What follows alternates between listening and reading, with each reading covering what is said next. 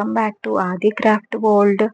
సంతృప్తి అని ఒక మంచి కథను చెప్పుకుందాం. ఆత్మకూర్ అనే గ్రామంలో రామకృష్ణయ్య తన కూతురు శాంతనాదేవిని అదే ఊరిలో బంధువులైన కోటిరత్నానికి ఇచ్చి వివాహం చేస్తాడు. కోటిరత్నం కష్టపడే స్వభావం కలవాడు. ఉన్నంతలో ఏ లోటు లేకుండా సంసారాన్ని నడిపేవాడు. కొన్ని సంవత్సరాల తరువాత కోటిరత్నం భార్య సమేతంగా మామగారింటికి వస్తాడు.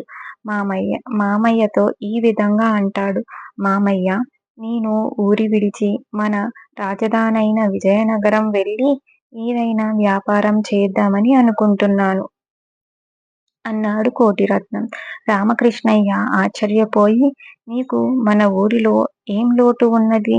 పొలం సాగు చేసుకుంటూ హాయిగానే ఉన్నావు కదా అని అడగ్గా, ఆ మాట నిజమే, కానీ నాకు ఇక్కడ జీవితం కష్టంగా ఉన్నది. విసుగు వచ్చేసింది. ఎన్నేళ్ళైనా గొర్రెతోక బెత్తడే అన్నట్లు పండే పంట తినడానికే సరిపోతుంది. చేతిలో డబ్బు ఏమీ మిగలడం లేదు. అందుకే పట్టణం వెళ్ళి ఏదైనా చిన్న వ్యాపారం చేసి డబ్బులు సంపాదించుకుందామని అనుకుంటున్నాను అన్నాడు కోటిరత్నం. విని మామగారు ఇలా ప్రశ్నిస్తారు. నీకు ఇదివరకు వ్యాపారంలో ఏమైనా అనుభవం ఉన్నదా? ఎవరి అప్పు లేకుండా నగరంలో ఏం వ్యాపారం చేస్తావు అని అనగా కోటిరత్నం ఈ విధంగా సమాధానం ఇస్తాడు. పల్లెలో ఉండే పంటను, సరుకులను నగరం తీసుకువెళ్ళి అక్కడ దుకాణం తెరిచి అమ్మితే మంచి లాభాలు ఉంటాయి కదా. విజయనగరంలో నాకొక స్నేహితుడు ఉన్నాడు. అతను నాకు అన్ని విధాలుగా సహాయం చేస్తాను అని చెప్పి మాట అని చెప్పగా అల్లుడు ఉత్సాహం చూసి సంతోషించి రామకృష్ణయ్య పెట్టుబడిగా కొంత ధనాన్ని ఇచ్చాడు. కోటిరత్నం సంతోషించాడు. తండ్రి నిరుత్సాహపరచకుండా భర్తను ప్రోత్సహించినందుకు శాంతనాదేవి కూడా ఆనందించింది. అలా సంవత్సరం గడుస్తుంది.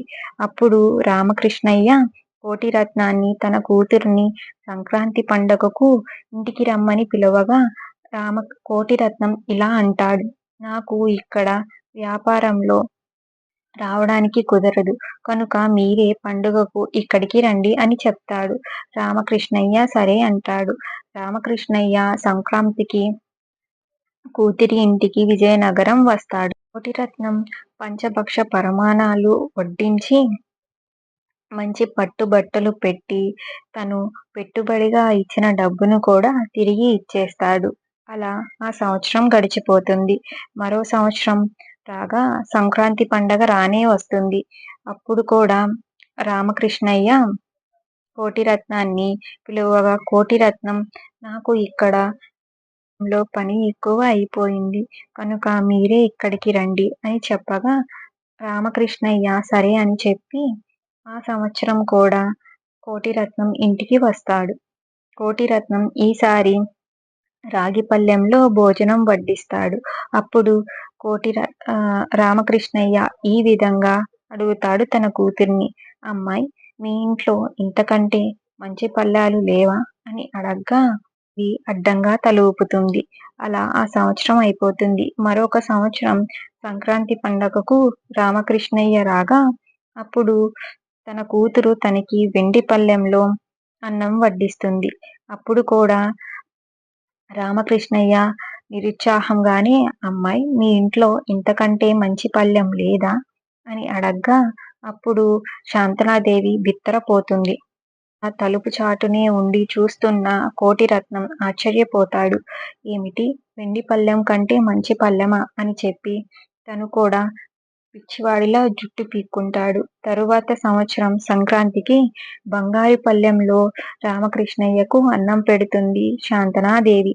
ఇప్పుడు కూడా రామకృష్ణయ్య అలాగే నిరుత్సాహంగా, అమ్మాయి, మీ ఇంట్లో ఇంతకంటే మంచి పళ్ళెం లేదా అని అనగ్గా శాంతనాదేవి బిత్తరపోయిద్ది.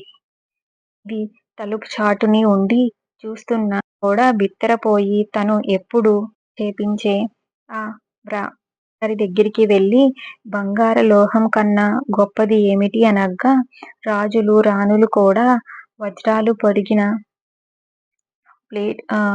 పళ్ళెంలోనే భోజనం చేసేవారు. అది మరి బంగారు లోహం కన్నా గొప్పదే కదా అని చెప్పేసి అంటాడు. అప్పుడు మరొక సంవత్సరం కోటిరత్నం బంగారం వజ్రాలు పొదిగిన పళ్ళెంలో రామకృష్ణయ్యకు భోజనం వడ్డిస్తాడు. అప్పుడు కోటిరత్నం ముందుగానే వచ్చి, మామగారు ఇప్పుడు కూడా దీనికంటే మంచి పళ్ళెం లేదా అని అడక్కండి. దీనిలోనే రాజులు రాణులు భోజనం చేశారు. దీనికంటే మంచిది లేదు అని అనగా రామకృష్ణయ్య పెద్దగా నవ్వి, నా ఉద్దేశం మీకు అర్థం కాలేదు అని ఈ విధంగా సమాధానం సంపాదనను బట్టే ఇంట్లో సౌకర్యాలు మెరుగుపడుతూ ఉంటాయి. మీరు తినే కంచం విలువను పెరుగుతూ ఉందంటే మీ వ్యాపారం బాగా సాగుతుంది అనే కదా అర్థం. బాగా సంపాదించి వ్యాపారం వృద్ధి చేసుకోవాలనేదే నా కోరిక. అది చెప్పకనే చెప్పాను. కూడా వ్యాపారి ఎప్పుడు తను సంపాదించిన దానితో తృప్తి పడకూడదు. ఇతర వ్యాపారులతో పోటీ పడుతూ వ్యాపార వృద్ధి చేసుకోవాలి. అందువల్ల ఎక్కువ మందికి ఉపాధి చూపించిన వారం అవుతాము. రైతు పల్లెలో ధాన్యం పండిస్తేనే కదా బండి కట్టుకునే వాడికి ఎగుమతి చెయ్యగలడు.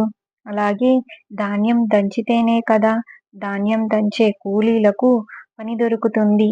వ్యాపారులు, చిన్న వ్యాపారులు అందరూ జీవిస్తారు కదా.